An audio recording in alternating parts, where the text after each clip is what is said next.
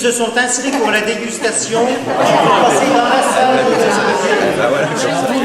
Et tous ceux qui sont intéressés également. Et on va vous renfermer. Tout le monde se dirige par là. Voilà, donc on regarde par bon, bah alors nous on va aller par là. Non, mais ceux qui sont intéressés aussi pour la dégustation, Jean, ils peuvent venir. Et ceux qui sont intéressés. Il y a cette place dans tout le monde. Oui, ça va aller.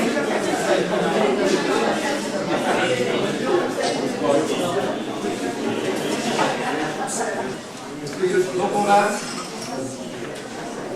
Madame Vincent, notre technologue conseil, ici présente, va vous initier donc à la dégustation de l'eau, a priori dans un premier temps, pour finir sur une meilleure saveur de vin.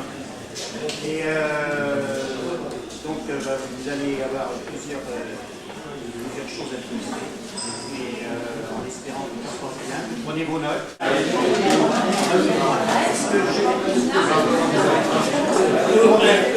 Bonne initiation. À la dégustation, je vais essayer d'avoir assez de voix pour les gens du fond. Si vous n'entendez pas, vous le dites.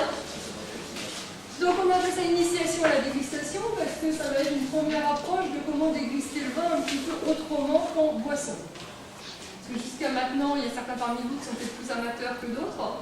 On a tendance à boire le vin, à dire si on aime, si on n'aime pas.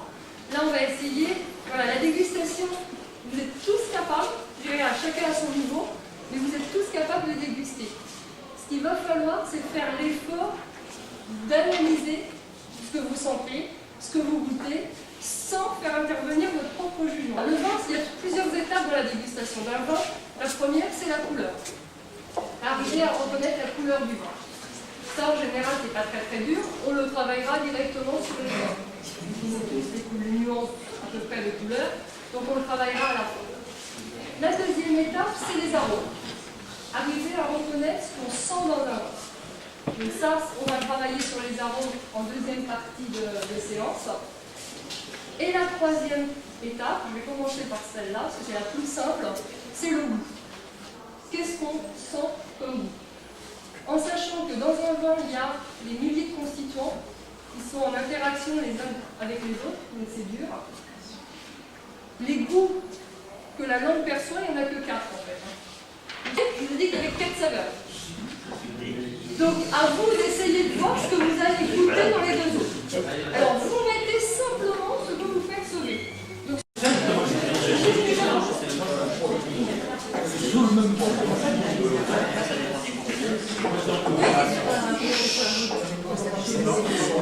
ceux qui ont une facilité à trouver les saveurs, essayez de pousser un petit peu l'analyse en essayant de voir sur quelle partie de la langue vous localisez.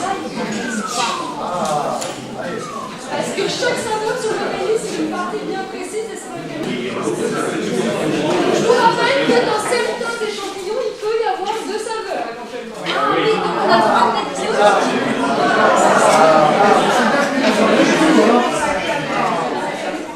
C'est un peu un piège, ce n'est pas une des 4 saveurs que je vous ai énoncées. C'est une notion que l'on a dans le vin qui vient interférer justement sur les 4 saveurs et qui vient perturber la dégustation. C'est quoi alors? Astringent, bois, c'est tout simplement du tanin.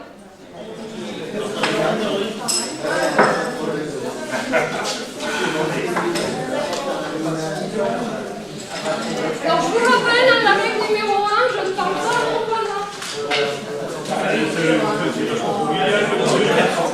Après, quand vous aurez fini, on va parler à votre palin. On va échanger ici.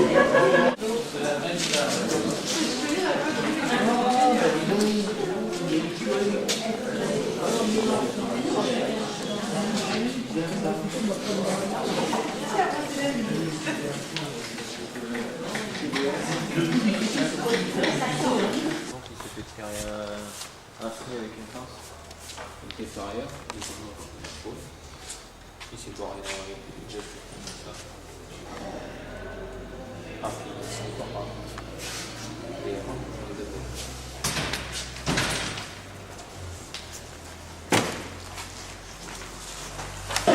fait.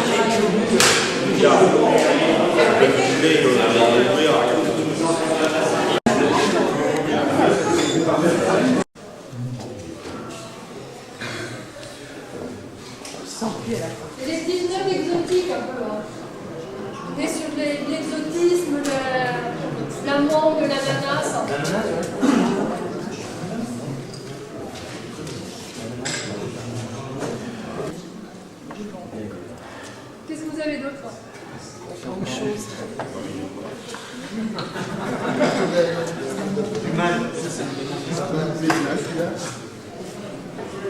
Ça vous harmonieux, parce qu'on ne finit pas sur quelque chose de lourd et d'écœurant. On finit sur une note fraîche, alors qu'on a quelque chose de très En fond de bouche, il y a un Et effectivement, on est pris sur la notion d'harmonie, contrairement à l'équilibre dont on parlait tout à l'heure. Là, c'est pas équilibré, là, il y a plus de sucre que le reste. Mais c'est harmonieux. C'est toasté aussi, ça, c'est grillé quand même. Non? Oui, il y a un élevage en barrique aussi. Hein. C'est grillé aussi. Il y a un élevage en barrique. Ah ouais, ça, on va être complètement grillé. Ça, je te rassure que côté grillé, on va pas être raté. Hein. Il y a le camping-car à côté. Oui, nous, ça va, je vais même rapprocher. Dès que vous aurez fini le film, vous pourrez nous expliquer à quoi ça sert? Puisque quand un vin fermente, c'est en plein bouillonnement. Donc quand le vin se termine, le gaz carbonique s'empare progressivement, mais tout ce qu'il y a dedans est encore en suspension. Il n'y a pas eu de filtration, il n'y a pas eu de clarification, il n'y a rien eu. Donc il est très très puissant. Mais c'est pas au niveau aromatique, c'est pas gênant. Alors on a pu finir par ça parce que bon, on sort juste des vendanges, on est encore plus ou moins en vinification pour la plupart des viticulteurs. Donc c'était intéressant de voir un petit peu comment étaient les arômes primaires. Alors là on parle d'arômes primaires, c'est-à-dire que c'est les arômes de la fermentation du raisin, vraiment pris tout de suite. Ces arômes-là, ils évoluent après quand on fait avec du beurre, avec l'élevage en temps, etc. Pour donner ce que vous avez dit tout à l'heure. Donc là, on est vraiment sur les arômes qu'on a quand on finit les fermentations. Et avoir des impressions.